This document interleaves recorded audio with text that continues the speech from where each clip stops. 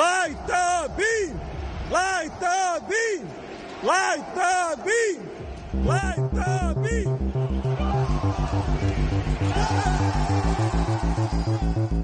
Light the beam. Light the beam, indeed. As the good woman just said, welcome into a weekend edition of the Sports Cave with Biggest Puma.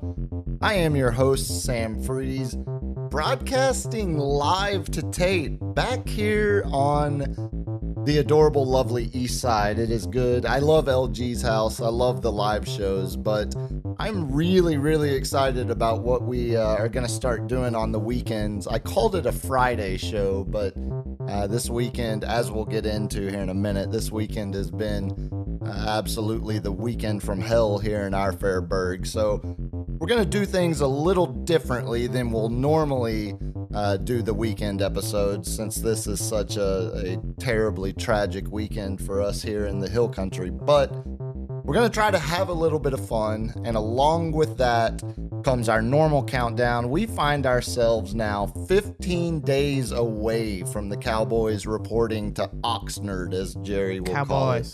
Cowboss. That voice you hear, of course, is the roommate. Say hi, roommate. Hi, roommate. You're going to get a lot more than just hi, roommate from her. I can promise you that. Did you know? I've been busting Cap and LG's ass with these every episode. You coming from the PR background you have and the queen of the fake holiday, it is National Fried Chicken Day. Oh, I might want to stop down on National Fried Chicken Day. I'm all down for it, but question, what are you dipping your fried chicken in? Nothing. Okay, not like a leg, not like Nashville hot, but like just some fried chicken. What are you dipping it in? I mean, if anything, I'm putting like honey on it. Okay. Like that's why it feels like there's, what are you dipping it in? Mayo? Probably, yeah. Gross. Actually, or ranch. Okay, ranch. Honey mustard, there's a million options. I guess you're thinking of like tenders. That's still fried chicken. Okay, I guess when I think National Fried Chicken Day, I think we had a chicken tender day last month. Oh, okay. If I remember correctly. So it's the distinction of a tender versus fried chicken. I mean, fried chicken's fried chicken, whether you tendy it or make it on a bone. Yeah, is it chicken? Check. Is it fried? Check. Okay, yeah. Battered? Check. Tenders, I guess, do fall under the same umbrella, but I think specifically we're talking bone-in, preferably dark meat here on National Fried Chicken Day on July 6th. I'll take all the legs. Yeah, fair. And you'll dip them in ranch and mayo and honey mustard. We're recording this Sunday night after just watched Mexico beat the U.S. 2-1 in the Gold Cup final. Of course, we're going to talk, we'll talk about that on tomorrow's episode when I'm back with the boys live on YouTube. If you have already subscribed to the YouTube channel, I cannot thank you enough. The numbers continue to grow over there.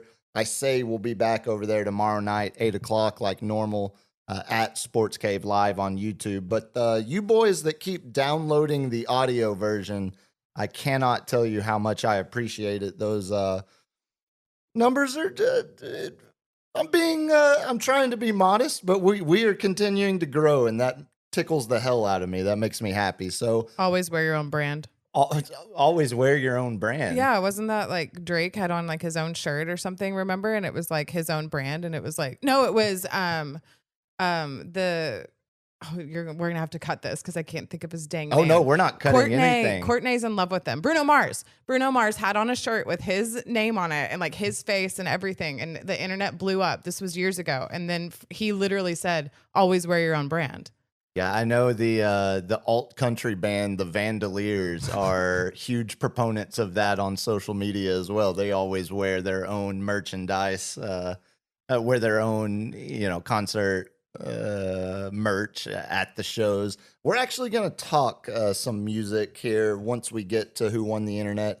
If you're unfamiliar with the bit, basically, obviously the roommate and I share a house, but our social media timelines are quite different week to week. Specifically, basically, concept is what won your internet, what won my internet, and then we debate it out and try to figure out who won the internet between our two timelines for the week. And this week, I mentioned we're going to get to our nominees, but I hesitated. We were going to record this Friday, and then chaos, tragedy, obviously swept across our area, and kind of the rest of the weekend, it just hadn't really felt right. It just hadn't really felt like, to be quite honest, it hadn't felt like a time to try to laugh or poke fun at Drake's abs or Bruno Mars merch or.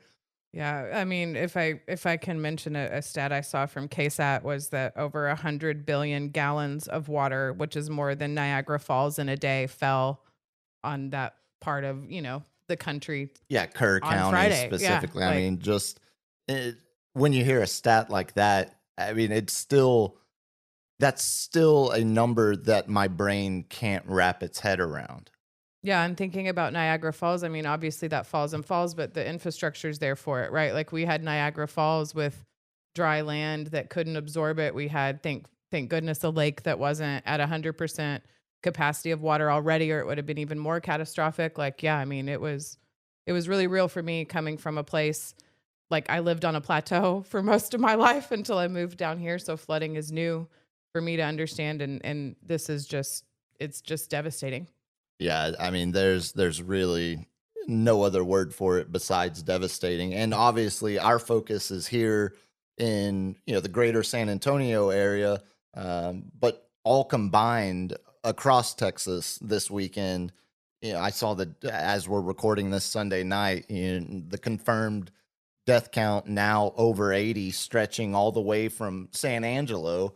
I saw our buddy Rich O'Toole's heading to San Angelo to do a benefit concert because, that was kind of where the flooding began. And then across this whole, San Angelo Junction and then Kerr County, and then all the way across to Leander, Georgetown, northern Austin, just the amount of, catastrophe and death across that whole swath of our state, just absolutely heartbreaking. And specifically in our neck of the woods here, it's even more heartbreaking because of the circumstances of the summer camps and the amount of kids that I don't talk about it a whole lot. I think about growing up,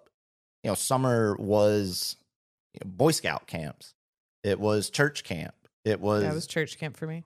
Yeah, it was exactly what it was, just another summer, normal summer for these kids until it tragically turned in a matter of less than an hour, less than half an hour. Well, and that I mean, the stories of survival. I mean, the devastation is obviously incredibly tragic, but then you hear about these stories of survival of the one woman who, from West Texas, down here visiting with her family for the holiday, floated over 15 miles and was found in a tree. Right, survived and 15 miles. That woman swept down river, and at the beginning of it was with her family, but then ended up, being found. And I think the stories you're talking about, the heroicism of I think you'll probably want to mention the Eagle Scouts I heard about. Speaking of Boy Scout camp. Yeah. I mean, you heard the story of the two Eagle Scouts that were working as camp counselors at the Boy Scout camp, as we have now seen footage of their cabins literally floating down the river, floating off their foundation. And if they hadn't hit a tree and gotten stuck long enough for them to evacuate the cabin, you just imagine how much worse it actually could have been. And hearing the stories of those those boys, the Eagle Scouts that were working as camp counselors, literally using the actual skills you learn as an Eagle Scout that you hope you never actually have to use, but being in the situation where not only knowing what to do, but then having the balls and the actual mentality to put that training into action and literally save lives. I mean, there's no other, Eagle Scout is one of those. Growing up in Scouts, it was something that, I was lucky enough to be pushed by, good Scout leaders. What's up, Dad? And Mr. Riggs. But not only that, my friends that we all, made it all the way from Tiger Cub to Eagle Scout together. And just thinking about, all of if it had been me and Riggs, me and my buddy Riggs in that situation, I just can't imagine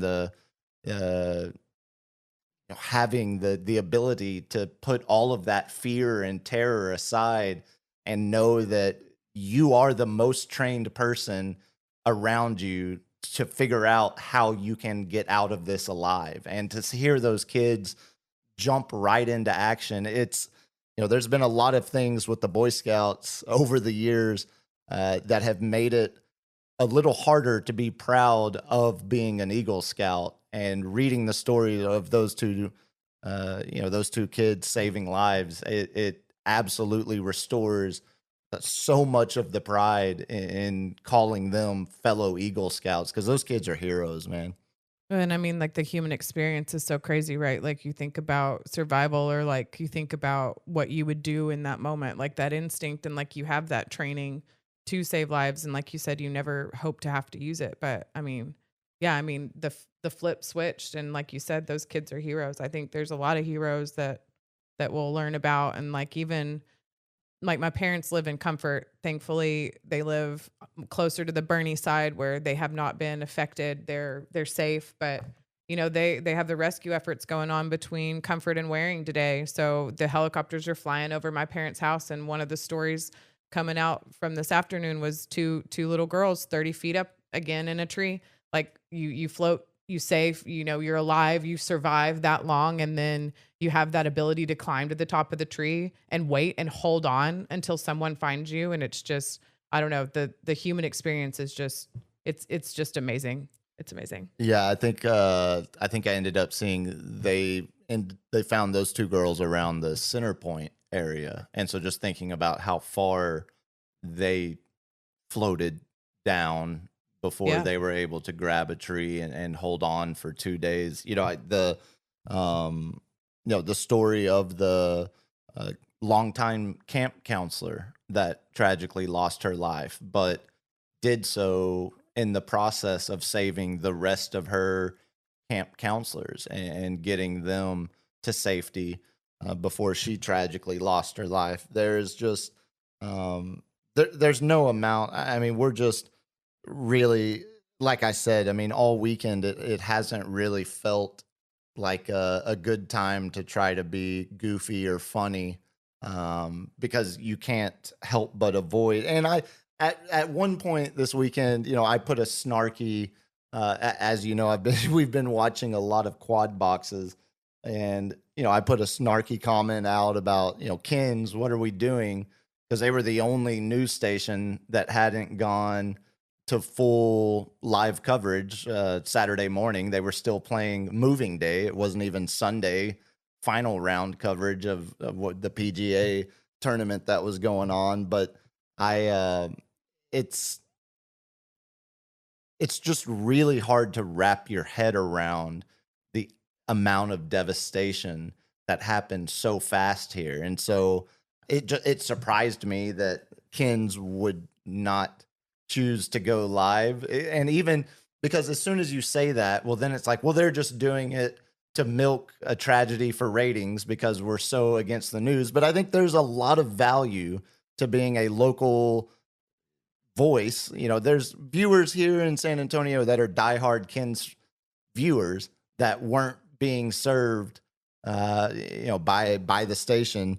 Even if that is just to promote the donation places, the places you can help, the places you can trust that when you send money, it's going to go to the people that need it, or when you take supplies, it's going to get to the right people. I did share on my Facebook story a story from Kins, or a post from Kins that has a lot of those resources. The Salvation Army in Kerrville Pets Alive. There's a bunch of places in San Antonio, if you're here locally, where they're accepting either physical donations, even like San Antonio Pets Alive and the food bank here, that they'll be delivering down there. There's also a bunch of places to donate financially where I think this is amazing, the community coming together, but physical donations can't be accepted anymore at some places. They have so much. So if you go online and look at those resources, it gives you a really good idea of, even if you're not here, not able to help physically, you can still make an impact. And I know something we hear over and over is, if you're here locally in San Antonio and you're able, give blood. We're still understanding the amount of devastation, and there's another flood thing tonight, right? Another flood warning. So if you're here and you're able, giving blood is also another great way to help the community. Yeah, hopefully that flooding that we're hearing is possible tonight is nothing, because there's still at least 41 people missing, and there as you mentioned, where your parents live. Luckily, thank God they weren't. It didn't endanger them. But now, as they're hearing the helicopters going, hopefully the flooding tonight or the rain tonight isn't too much of a impediment, as hopefully we continue to hear more stories like the 2 girls they found today, as there is still obviously 41 people still missing after this. As we know, 80 are already dead across the state in something that the people that are already rushing to pick the fight about what could have been, like, let's keep doing the rescue operations before we be a dick on social media about what should have been done. Like, questions should be asked, absolutely. But let's focus on those 41 that we know, at least 41 that are still missing, because hopefully we continue to get some stories like we got this afternoon of the rescues, and not hopefully there's more rescues than recovery still ahead through all of this. And I know everyone this weekend has been locked into this story because it is so heartbreaking. And I mentioned the roommate and I trying to figure out, well, I didn't feel comfortable doing it Friday night. Saturday night was still, it felt like we were just kind of wrapping our head around and understanding exactly how much damage and human loss had taken place. And we sit here Sunday night, and we're going to try to have a little fun. We're going to try to maybe even if it's 1 or 2 smiles, it's at least more than we had at this time last night. So if you pray. If you are more of the thoughts than the prayers, send thoughts. But action. There's so many ways, as you were saying, so many ways that you can directly help, and all of those resources are really easy to find if you're not following Steph on social, Which you should be. Yes, but just do what you can, and if that's a little, do a little. If that's a lot, do a lot. Speaking of a lot, I saw Texans and Cowboys had both donated $500,000. So there's $1 million between those two. I've seen so much. So I could HEB sending the trucks so immediately because they're HEB, and that's what they have their own disaster that response literal team. Video that you see of the HEB driving to Comfort is my parents' exit. Spoiler alert. They're literally driving down to where they're at down there. Yeah, it's again, it's such an unexpected storm and resulting loss of life and devastating damage on what should have been a great holiday weekend. Whether just brutal, just a brutal story. And as you can tell, we're still still trying to figure out the best way to transition and interstitial. I could go into the Big Beautiful Bill or the new Well, hold on, let's Make not- Amazing Party No, or hold new on, political party. Okay, hold on. Let's not get crazy because I know I forced you to watch a lot of C-SPAN as the one big beautiful bill was debated this past week. I will, since you brought it up, Elon's whole America party. How many years have I been predicting a tech third party would emerge with the amount of money that the tech bros all have? I didn't expect it to just be Elon. I thought it would be Well, you have to have a poster boy. Sure. And he is certainly, he's conducting very scientific polls on X to get. I think he's going to do hats that are like black with the little spinny thing on top instead of like the MAGA ones. He's going to have like spinny top hats. You know what I'm talking about? The old 1950s. Yeah. And that's going to be like whatever his party is. I mean, good bit. It's not look, again, I'm a huge proponent. I think we should have 5 political parties. So if we get a third one, that means we're one step closer to my fever dream of eventually being a hyper fractured political. So maybe then we would actually be forced to compromise with each other instead of demonizing each other. And I don't know. We're too far deep into the pot. You've lost me.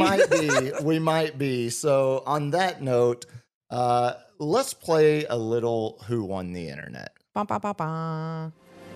I won.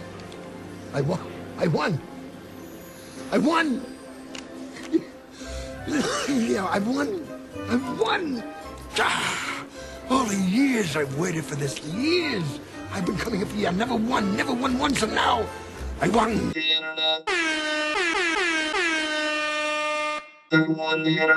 Bit of suboptimal production level there, but it'll do for a maiden return voyage of Who Won the Internet here. I'm still probably need to build out some more intros, but those will come as we go.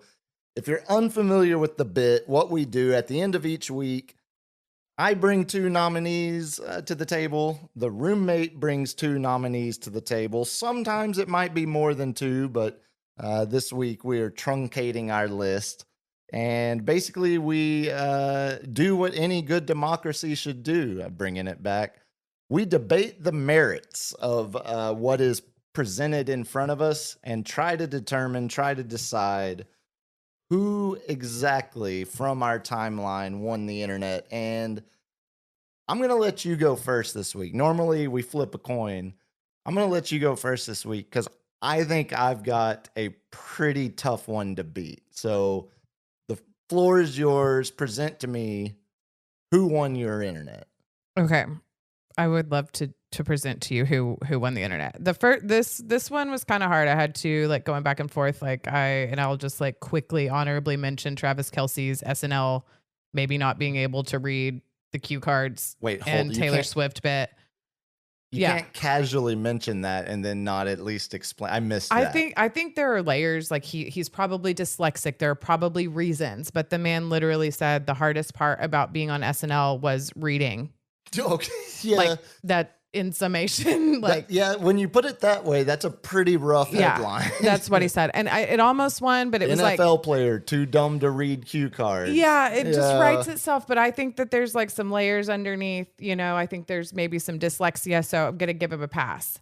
But I think my first one is I think everyone saw the Indonesian boating festival that happens yearly, and it's like, you say that like I should right, because I just wanted to mention that this is what it is. It's an Indonesian boating festival that happens every year. Okay. So this little boy who's on the front of the boat doing this sick little jig that the whole internet is taken to love is a part of an annual Indonesian cultural festival that they do every year. So yeah, that's where this kid came from, and he is aura farming, as you will, like just looks cool as all get out, right? Just on the front of this boat. Like that kid owns the world right now. He looked cooler in the 10-second clip I saw of him than I ever have my entire life. So I do feel like, again, back to the human experience. An overstatement. Confidence is key. Own it. Like, you own it. Yeah, no, he certainly owned it. Of course, the soccer people are celebrating in the Gold Cup with his little That's dance. right. Diego Luna, when he scored against Guatemala, busted out and it's, first of all, when a soccer player is doing your dance or doing your celebration, it's worldly. You've made it to a next level of the pop culture stratosphere, global scale. But when Luna immediately started doing it, the fact that I immediately realized what he was doing, that tells me there's even another level of awareness of this kid. At first, when I saw the video, I thought he was doing, which he might have been, I thought he was just doing a TikTok trend or something. And it ended up becoming a TikTok trend. Exactly. So it was a chicken or egg, and he was first. But the aging millennial in me just thought, and what if he loses his balance? What if he trip? What if they hit a little weight? Like, it was the anxiety and that kid has absolutely no fear of any of that. Like you said, the confidence to just. Sometimes the kids on the front bail because they're too heavy, and like they could be the weight at the end that like makes the other team win. So like those little kids will like bail if they're too heavy. Like they're a part of the thing. And like one of my coworkers, she reports to be like good friend of mine. She is from Indonesia. So that's why I wanted to make sure to mention that it's that Indonesian boating festival. And if you go back and watch other videos, not just the kid killing it with his dance, like it's actually really cool to see how that little component has an impact on that race every year. Yeah, I'm just imagining. Oh yeah, tuck and roll, bounce. Yeah, it's pretty great. It's pretty great. Yeah, I was about to say, now I need to go back and watch videos to further support and appreciate the Indonesian culture, and not just to watch some little fat kid tuck and roll off the front. They're usually tiny, but yeah. Okay, yeah. Well, you were saying the ones that might be a detriment weight-wise. Oh, okay, yeah. No, it's just at the end, when you're flying, and if you lose 2 pounds, like a race car down one extra seat, one extra seat belt could be the diff. Yeah, like a Formula One car where a half a pound. I was thinking a 10-second car down the strip. Drag. One more thing you can take out might be that extra second. Yeah, I'm glad you did the research to actually, because that's one of those deals where usually what you bring, there's about a 50 chance that it didn't hit my timeline. Oh yeah, that's fair. So that one, at least I can say hit my timeline, but I didn't do nearly as much of the research to figure out exactly what the hell was going on there. Yeah. So that's a pretty good one. All right, that's a good start. I mean, it was everywhere. It was definitely. It was certainly everywhere. Wildfire. Yeah. So my other one, and I think like this is probably why I mentioned Drake earlier when I was trying to think of the wear your own merch, but I don't know if you saw Drake's post of himself, of his abs, and I will call it like his Temu abs, because the internet he's shredded from, pecs to waistband, but like everyone's like, where'd your legs go, bro? Like, did you forget to do the triceps? Like, where are your shoulders? So it's like his like Temu ab picture, and poor Drake puts this out of himself thinking, oh, the internet's going to love me. And he just accidentally like causes himself shame. Like, I don't know. So I just thought I found it even more hilarious because of my dry layers of just how Drake is destroying his own life on accident. And his ab picture was what happened this week. Yeah, as I just said, there's about a 50-50 chance on these that it did not hit my Drake's abs did not hit my timeline this week. Man, I missed that one. I was thinking about bringing up the abs from Love Island because Love Island's also everywhere. Yeah, that did hit my timeline. I'll send it to you. I don't want to put it on my story on Instagram because then it's giving like Drake more whatever, but I'll send it to you. It's hilarious. He's like standing in front of like a bar in the mirror, like of all these bottles. And he's like, you want to be my friend. And it's just like his abs. And then everyone is just like, bro, like, where'd your legs go? Like buy a bicep, like, do shoulder well, we day. know his legs don't work from Degrassi anyway. Oh, no. So. Oh, no. Yeah. Yeah, you mentioned Love Island. I didn't realize that show was every freaking night, apparently. Like, even to the point where tonight I saw our buddy Aaron fighting the good fight, fighting cancer. I saw his bar, Amor Eterno, doing the watch-along party. Espresso martinis in town. Well, then you would be happy to know that they are $5 off tonight because they are doing a Love Island watch party, which, if you know Aaron, this is a big deal. They're actually playing the sound from the show and not Bootsy Collins. Okay, that is a big deal. And it's also hilarious just to think about the amount of liquored up people with both espresso and, alcohol in their system. It's going to be rowdy Love Island watch party. Okay. I think the watch parties so far, though, have been rowdier than because like this time, it feels like Love Island comes out every other month, first of all. But like this time last season, didn't we already have the Spanish guy crawling across the beach? That was Love Island, not USA. Like this is Love Island USA. There's like Love Island Brazil. There's Love Island like Europe. There's like because 17 Love Islands. So this is Love Island USA is what we're experiencing right now. And you're right. I think it literally comes out every day except Wednesday. And on Wednesdays, it's like a recap party where you like talk about all the ones that aired the week before. So like even on the day it's not airing a new episode, you're still getting something from Love Island. Like I'm exhausted. I'll bring it on the last week where I can like do a recap where it's not just constant. Yeah, I without having any further information, I feel like I would probably be way more interested in the Love Island foreign versions than ours. I don't know. They're all pretty good. Yeah, but I haven't seen a gif of some dude from Louisiana crawling across the beach screaming, "Bring my baby back." No, that man lost his mind. But we could be close to that. We're only about halfway through the season. We're only at 26 episodes. I think there's 52. Good. I'm just kidding. Lord. I don't know how many, but there's a lot. I guess when your show is about absolutely nothing, you can probably get quite a bit of hours of film. Imagine not cutting anything. The show's just about people being hot. Yeah. And just imagine showing every single second of footage you shoot instead of putting anything on the cutting room floor. You have 7 days of shows. Oh, that's like back in maybe they still do it, but it was like Big Brother After Dark. That's what this feels like. You just would watch. It was like just live streams of the house after hours. Okay, so last thing about Love Island, but one of my favorite things about it is like everybody sleeps in the same room, okay? And they're coupled up. So it's like couple in this bed, couple in that bed. So they're all in a row.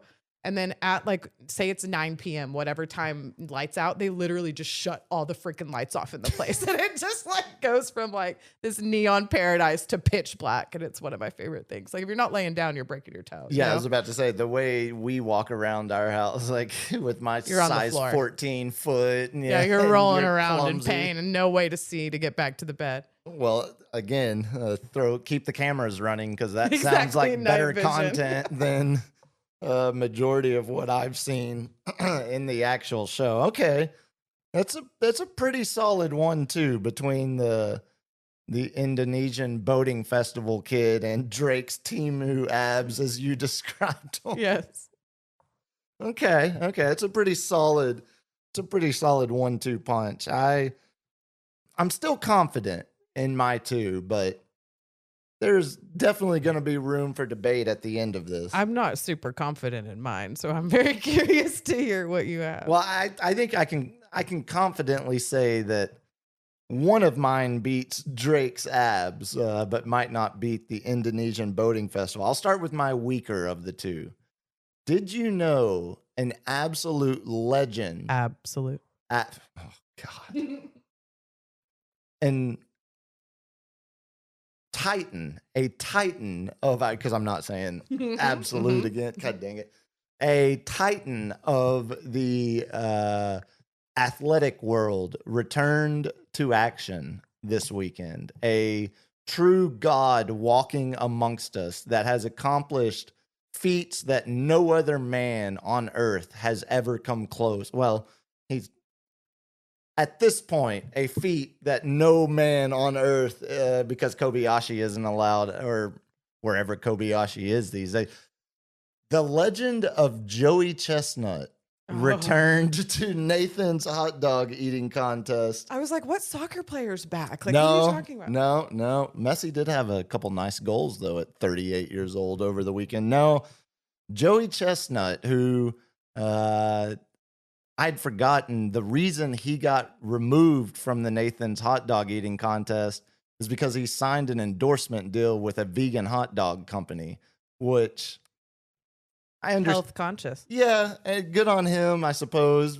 And I also understand why Nathan's would say, okay, thank you, but you're no longer welcome here now if you're promoting, like, our meat is already fake potted meat, like, and now you're gonna, maybe they should branch into veganism. Nathan's vegan hot dogs. I mean, I don't think that'll be the true sign that we've lost our country when we're doing vegan hot dogs at the 4th of July hot dog eating contest. No, Joey Chestnut returned 70 hot dogs in his return to the Nathan's. My God.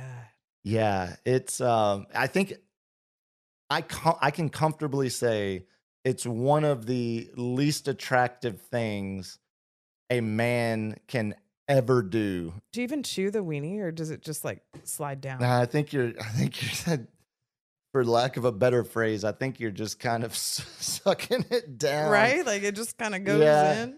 There's a little bit of I think there's a little bit of chewing involved, but I mean they just dip the bun in water to make it, like, I don't think there's a whole lot. It's more about speed and efficiency than actual enjoyment of any flavor. It's terrible. It is brutal to watch. Tell me why I kind of want to try it.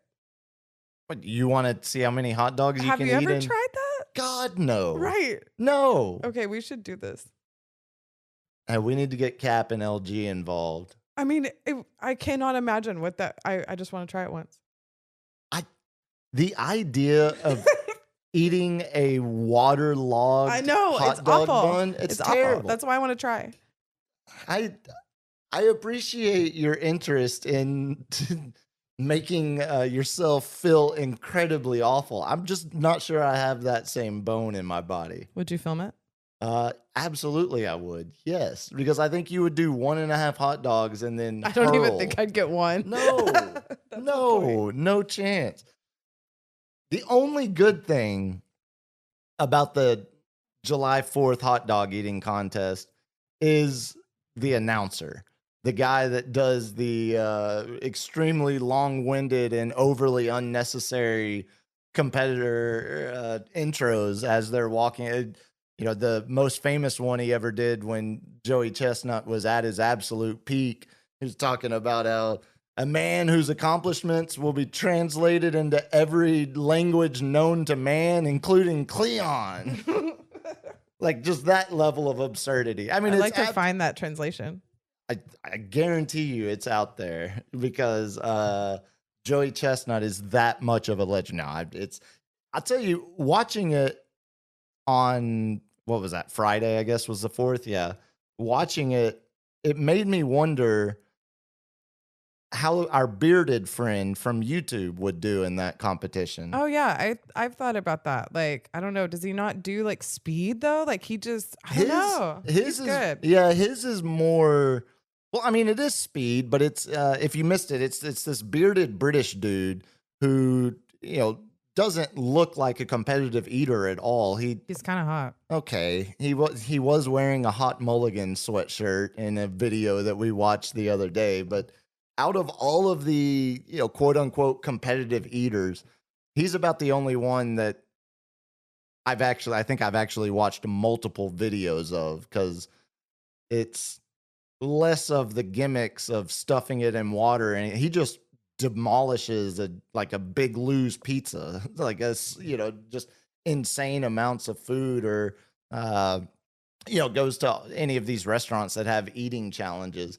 And so I just always wonder, if he is anywhere close to, if he is not at a world, because it's like the Major League Eating that they were putting up their overall rankings of obviously Joey Chestnut #1, but the guy that was #7 was the world's crawfish eating champion.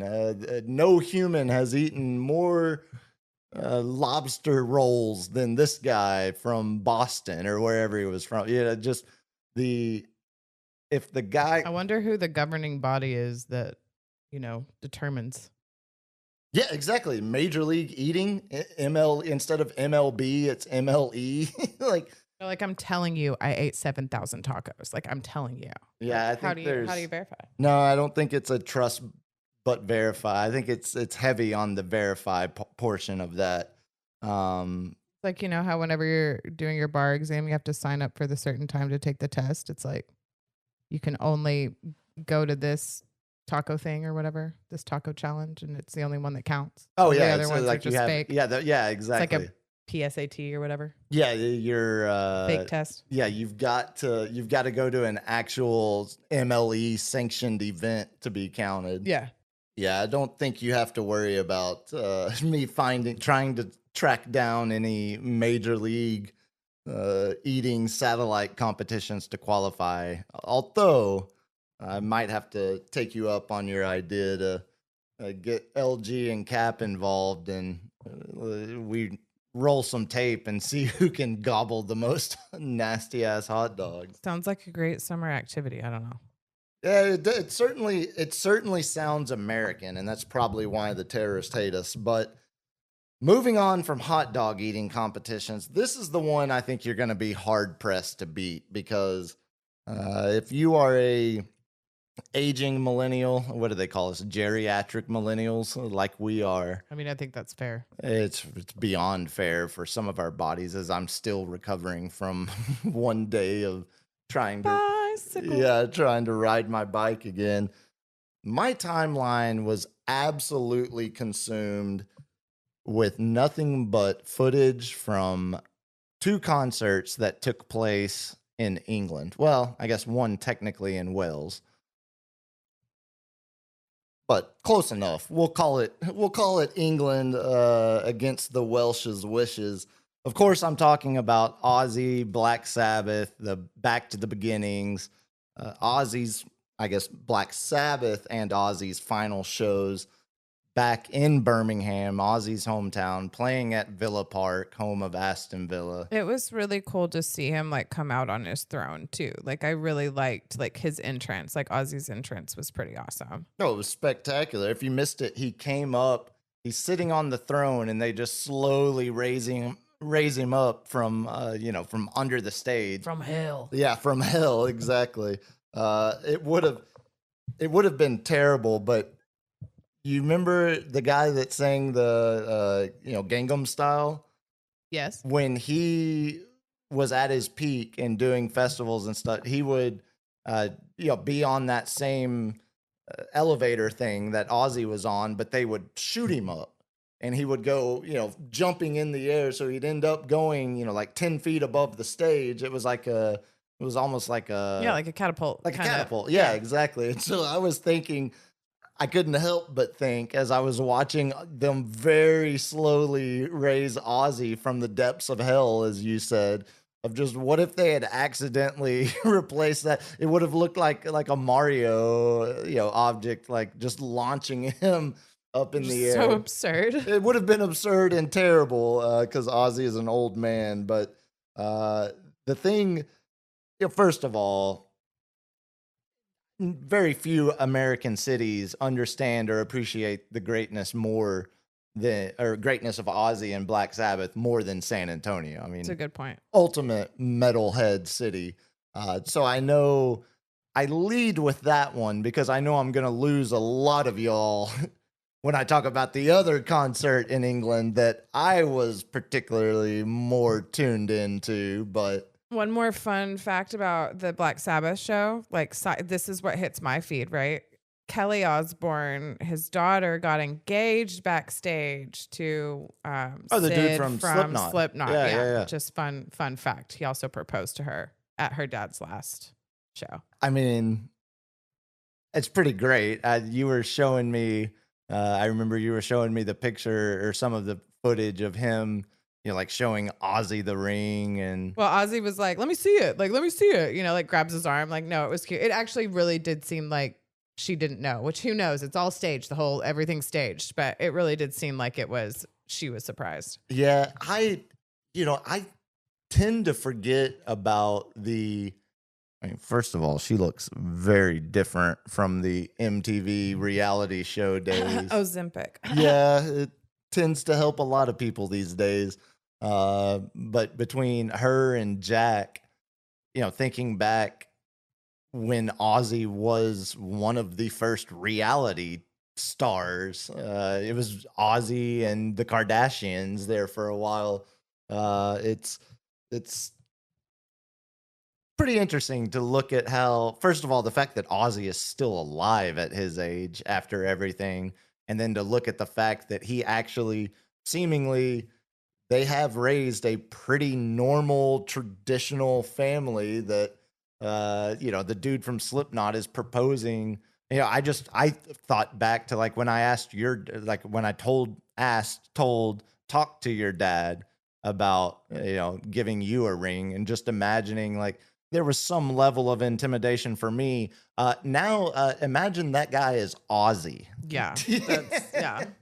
Yeah. Knowing that, I don't think your dad has ever bit the head off of a bat. To be fair, he thought it was not real. That's correct. Yeah. If you believe the story. Yeah. No, that was a great show. Yeah. And, a bunch of the footage, I will say, the most overused Twitter joke or social media joke I saw about it throughout the weekend was, looking at the crazy, because it was Ozzy and Black Sabbath, but it was the whole concert lineup. You had it was nuts. You had Metallica, Disturbed. Guns N' Roses, Slayer, Tool, Pantera. I mean those are just your kind of second half, your heavy hitters. At the beginning, this is where the joke started coming in of, Tool playing 6:17 to 6:37. You got Tool for a 20-minute set. That's a song and a half. That's a song and an intro to the next one. And then thank you, God bless, long live Ozzy and Black Sabbath. It's, some of these, Anthrax had 14 minutes to play from 2:15 to 2:29. Mastodon, 1:30 to 1:45. Just imagining the little bit I know about, these from whenever I worked in, live music, Live Nation at Aztec, and the amount of the metalhead roadies were always the ones that were extremely good at their jobs, but also timelines meant like if you were a minute late on something, they were going to let you know about it. So I was just imagining behind the scenes, like Mastodon's roadies. It's a lot of orchestration. Yeah, exactly. Just the, of course, it changes so much that they're there for, Black Sabbath's final show. So I think the any hostilities you might have seen at like a River City Rock Fest back in the day, I don't think there was nearly as much of that going around. But it's one of those, if that truly was the last time, we hear some of those songs sung by Ozzy to a live crowd like that, that's certainly a sad closing of the chapter, and really a closing of an era in a lot of ways. I'd rather go out like that than, like have your last show, do the hurrah, get the recognition, and then go rest, Oh yeah, for sure. Absolutely. I mean, it is really funny as much as we, as much like when LeBron retires, he's absolutely going to announce it before the season so that he gets a full farewell tour, something that you didn't see, Tim Duncan or I guess Dirk did about halfway through and then was forced to do some of the farewell stuff. But we don't seem to mind it when it's metal or music legends. It's the farewell tour feels like it's a little bit more appreciated maybe than when a self-aggrandizing athlete does it. It's different when you're a rock star. You can get away with doing like, this is my farewell tour and you all are going to enjoy it one way or another. But closing the chapter or closing the era back where it started, in Birmingham there, pretty iconic full circle moment for sure. As I know I'm going to catch a lot of hell for this, but I saved the one that I really was locked into over the weekend for last, because as Ozzy was ending his career, ending one era of music, the boys from Oasis, the old Gallagher brothers, were walking out hand in hand. Well, Liam forcing Noel to hold his arm up with him down in Cardiff in Wales, for Oasis returned to the stage with both brothers for the first time since 2009. And it actually happened. It's pretty crazy.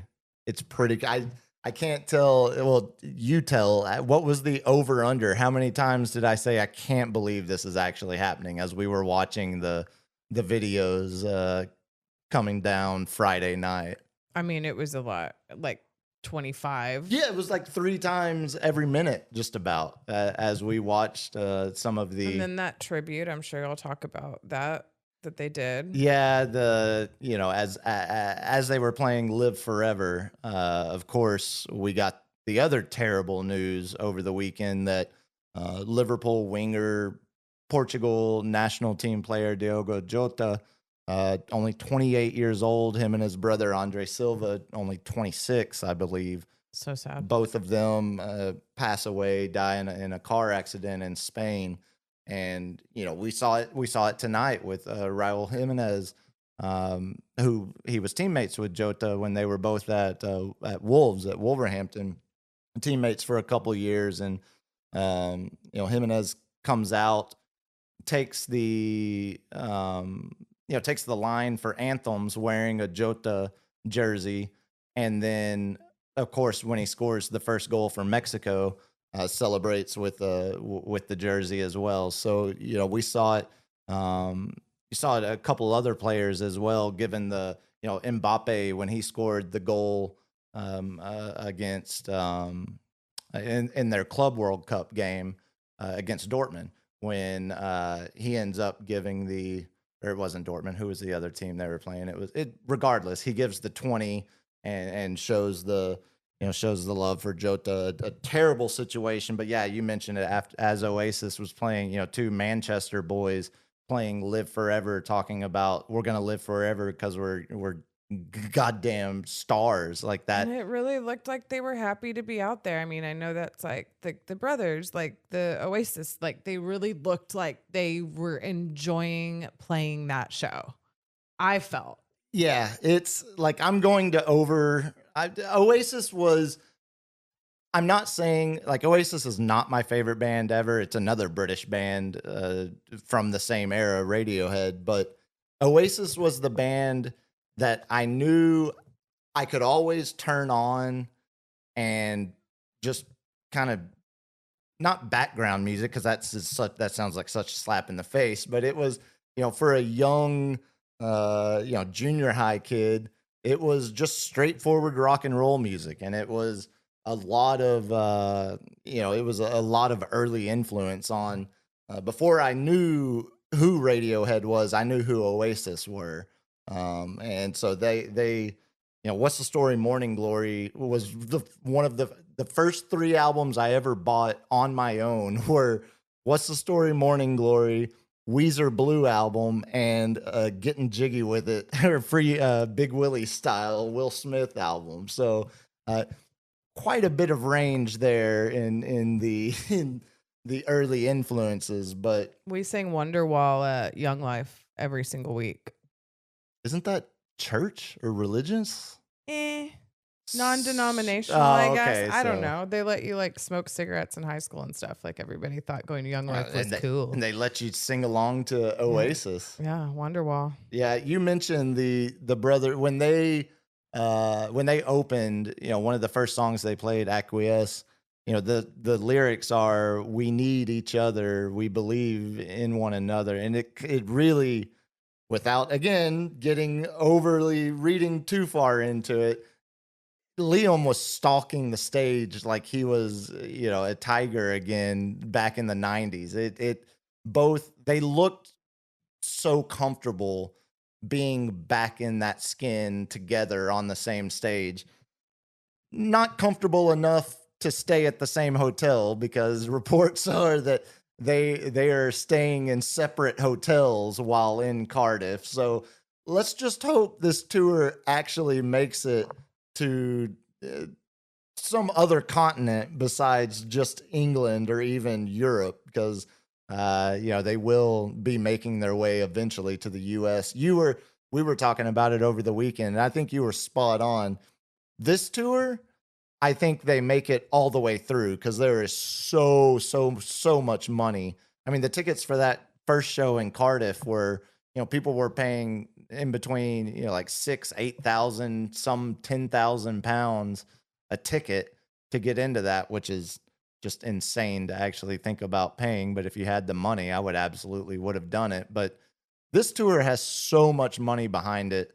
I don't think you're going to get a massive Gallagher brothers blow up on stage. I think it's going to be the next tour after they make all of this money, and then Noel tells Liam again, like, nah, I don't want to be a rock star. And then we start getting the same headbutting that we had back in the 90s, where it eventually ended up with Liam sitting in the balcony at MTV Unplugged, just yelling at his bandmates while he should have been down there playing with them. I mean, I know that they're older now, but like the circumstance in that environment hasn't changed. Like being a rock star on the road, city after city, like, I don't know. It's just, I could see it happening again, even as much more mature and as much as those men have grown up. Like, I can absolutely see how that environment could cause stress, chaos, fighting, strain, call it whatever. Yeah, and it'll probably be the first time something goes, like some poor audio tech is going to screw something up, and that'll be the match that starts the... Imagine when they decide that they want a Cadillac to fly them from the ceiling down to the stage like Beyonce, and they lose one of the straps of the caddy, and you think you're going to die in front of everybody and fall onto the crowd. Like, can you imagine? They would not have recovered. Yeah, I don't think... Beyonce was holding onto that flag for dear life. She was... Praying to the heavens. No, Liam would have immediately started cussing somebody out from... I don't think they'd have taken the stage. No, that would have been the final straw, the first straw that would turn out to be the final straw that broke the tour's back. Again, I'm crossing my fingers and just hoping that they make it onto our continent while this tour is still, because they sounded great. I mean, it did. As much, I heard someone describe it, Oasis is a band for thick people. Like it's a very generic surface level. And every now and then, as someone once told me, it can't all be Radiohead. Every now and then it's okay to just listen to some straightforward, pretty generic British rock and roll. And I think for that, they sounded pretty good in these first couple shows, and they're playing all the songs you would hope to hear. I mean, their final two were Wonderwall and Champagne Supernova. So My only request is Park Life. well, that would be Blur Damn it. and Damon Albarn, but So close. yeah, so close. On that note, I rest my defense. I rest my case. I present to you the weekend in British live music with Oasis and Ozzy, as well as the return of a legend in Joey Chestnut. I think I can zip this up pretty fast. Drake's Timu Abs. Okay. Wait, unless you were going to say come in dead last. No, he was zipping it up. Oh my God. Yeah.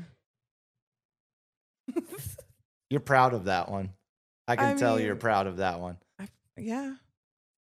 Joey Chestnut might finish last. I'll give you that. We'll go Chestnut off the podium, Drake in third. Does the Indonesian boating aura farming kid Okay. beat the legend of darkness himself, Ozzy, and the Gallagher brothers? Okay, so hear me out here, sir. Okay. You have coupled together two freaking all-star bands to try to inch out to get ahead. So if we're gonna like pile that into one, then maybe I'll give it to you. But I mean, if both of those legends stand together on the same footing as my Indonesian friend, all three legends. Don't forget legend Joey Chestnut. I have to. Joey's at the bottom. He does not count towards I've this. got a murderer's row of legends I'm presenting. Okay, to you. so I say the Indonesian boat festival kid with his dance has won because you had to couple two together to even put them on the same footing. So I think my little man with his little dance has won the internet. You present a formidable argument, and I think for the individuals out there in the Social Security crowd, I think Ozzy's the answer. For the elder millennials and Gen Xers, I think Oasis would be the answer. But for pretty much anyone under the age of 35. There's no question it's the aura farming Also, kid on the boat. Those old fun people too are aged out of elder millennials. They're also seeing the farming kid, but they just don't know it. No, my grandma sent me a GIF of him. Like, They just don't know who he is. How does that happen? Yeah, okay. You know what? Because Diego Luna did it in a goal celebration, I will give you Count one for me. the Indonesian Boating Festival. Mark it. I didn't have this on my bingo card, but the Indonesian Boating Festival kid Mark it in the win column. wins the internet for, unfortunately, the weekend of July 4th. As we celebrate America, the only American we actually had on the list was Joey Chestnut. Joey. Well, I'll chalk it up. You get the win this week. As always, appreciate you hopping in on these Friday episodes. Again, Happy to be here. we're gonna do these on Fridays. This weekend was just such a different, terrible weekend for all of the obvious reasons. Again, if you can help, please. It's all out there. It's super easy to find. Where you are needed most, where you can actually have an impact and help the greater Hill Country and the whole swath of Texas that was affected here, help them recover. Back tomorrow night, 8:00 over on YouTube as always. Monday, Wednesdays live on YouTube at Sports Cave Live. Fridays with the Roommate for Who Won the Internet. Roommate, thank you again. Thank you, sir. Tomorrow, you'll be happy. I know you'll be excited for this. We start our NFL division previews tomorrow night. It. Yes. Who do you have winning the AFC East? Anupama. Philadelphia. Okay. You got the East part right. That's that was NFC what I was trying. East. Okay. I thought you were going to give me Colorado Rockies. Oh, Colorado. No, the Rockies. Even the Rockies. Yeah, I know that's west of us. Well, and the Rockies are terrible. They're like 20-69 or something right now. I mean, just god awful. Nice. Yeah, very well. nice for the rest of us. Not nice if you're a Rockies fan. All right. Till then, y'all, everybody be safe, be good. We'll talk tomorrow night. Peace. Kids, what do we say about drugs? Only thugs use drugs. Say no to drugs. Yeah!